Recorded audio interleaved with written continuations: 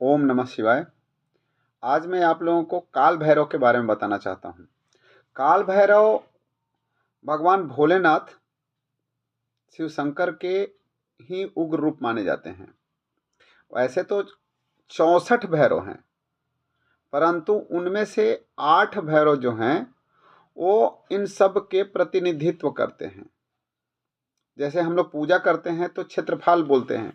क्षेत्रपाल क्या होता है कि दिशाओं के रक्षा करने वाले, तो ये वही क्षेत्रपाल ही हैं। और जो लोग क्षेत्रपाल की जब तक आराधना नहीं करते तब तक मान लीजिए कि आपका पूजा पाठ संपन्न नहीं होता। तो आज मैं इन 8 भैरव के रूपों के बारे में बताना चाहता हूँ जो भगवान शिव के ही रूप हैं, और इन्हें रक्षक, शासक तथा नकारात्मक ऊर्जा को नाश करने वाला नाशक भी माना जाता है। तो ये कौन कौन से रूप हैं, इनकी भक्ति करने से, इनका पूजा करने से क्या होता है लाभ, मैं बता दूं कि वैसे तो सारे भगवान एक ही हैं। मैं ये मानता हूँ सारे देवता एक हैं, भगवान नहीं देवता बोल लीजिए। और किसी की भी पूजा कीजिए तो खराब नहीं है, आपको लाभप्रद ही होगा। तो सबसे पहला जो रूप है वो है अतिसंग भैरव। अतिसंग भैरव जो है ये पूरब दिशा के स्वामी हैं। ये कला, रचनात्मकता, इन चीजों में वृद्धि कराते हैं। दूसरा है रूरू भैरव। रूरू भैरव ये दक्षिण पूर्व दिशा, जिसे हम लोग आग्नेय कर्ण बोलते हैं, तो ये आग्नेय कोण के स्वामी हैं और ये शत्रुओं के नाश करने में हमारी मदद करते हैं। तीसरे जो भैरव हैं वो है चंड भैरव।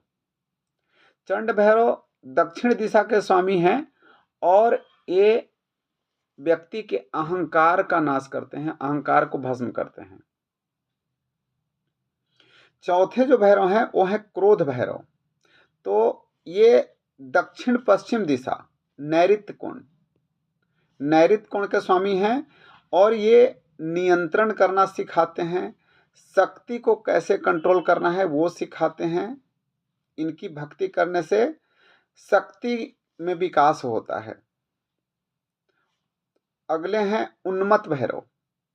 ये पश्चिम दिशा के स्वामी हैं। इनकी पूजा करने से हमारे मनोवांछित फल हमें मिलते हैं। अगला है कपाल भैरव। ये उत्तर पश्चिम, जिसको हम लोग वायव्य कोण कहते हैं, ये वायव्य कोण के स्वामी हैं और ये कर्मों के फल की सुरक्षा करते हैं। जो हमने कर्म किए हैं उसका परिणाम हमें मिल रहा है कि नहीं मिल रहा है, एक कपाल भैरव सुनिश्चित करते हैं। अगले जो हैं वो भीषण भैरव। ये उत्तर दिशा के स्वामी हैं तथा ये भय, संताप, पीड़ा, नकारात्मक ऊर्जा को दूर करना, ये इनका काम है। और अंतिम जो है संहार भैरव हैं। संहार भैरव उत्तर पूरब दिशा अर्थात ईशान कोण, जिसको हम लोग बोलते हैं, ईशान कोण के स्वामी हैं। ये ज्ञान प्रदान करते हैं, पूर्णता प्रदान करते हैं। ये 8 भैरव जो हैं वो 64 भैरवों को कंट्रोल करते हैं, उनका प्रतिनिधित्व करते हैं। ये 8 दिशाओं के रक्षक हैं, क्षेत्रपाल, इसीलिए इनको क्षेत्रपाल बोला जाता है।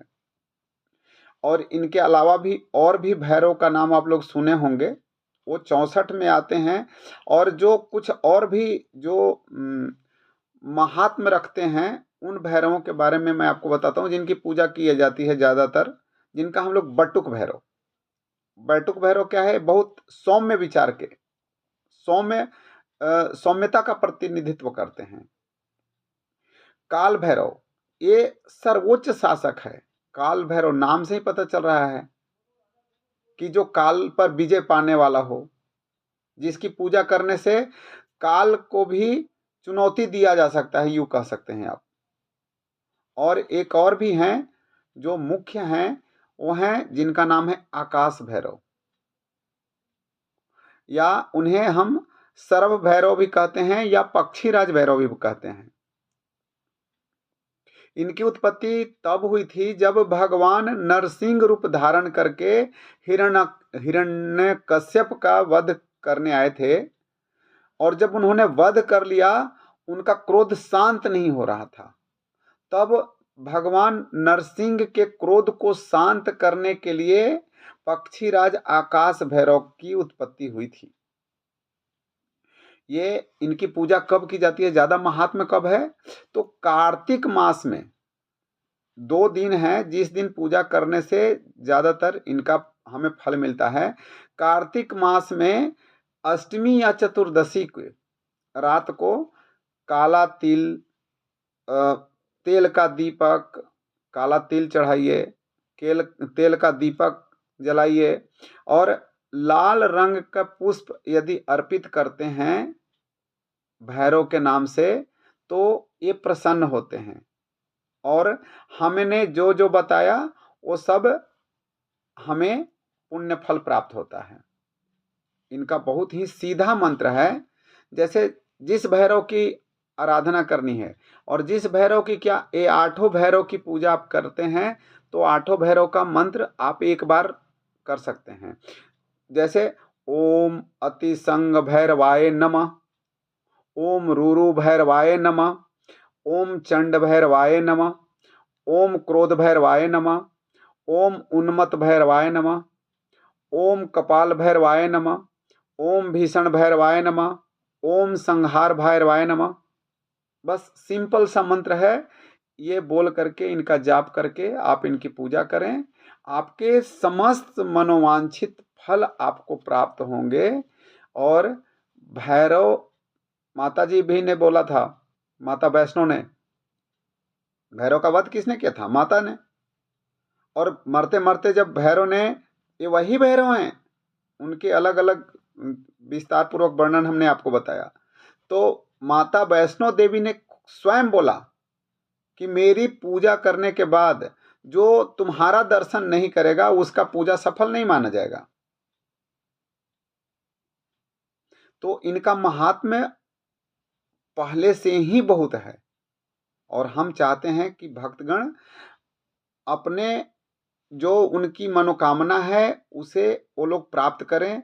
जो पुण्य कार्य करते हैं उनका उन्हें पुण्य फल प्राप्त हो, दुर्बुद्धि से दूर रहें, कुमार्ग से दूर रहें। और हम इसी भगवान से प्रार्थना के साथ अपना ये वीडियो समाप्त करते हैं।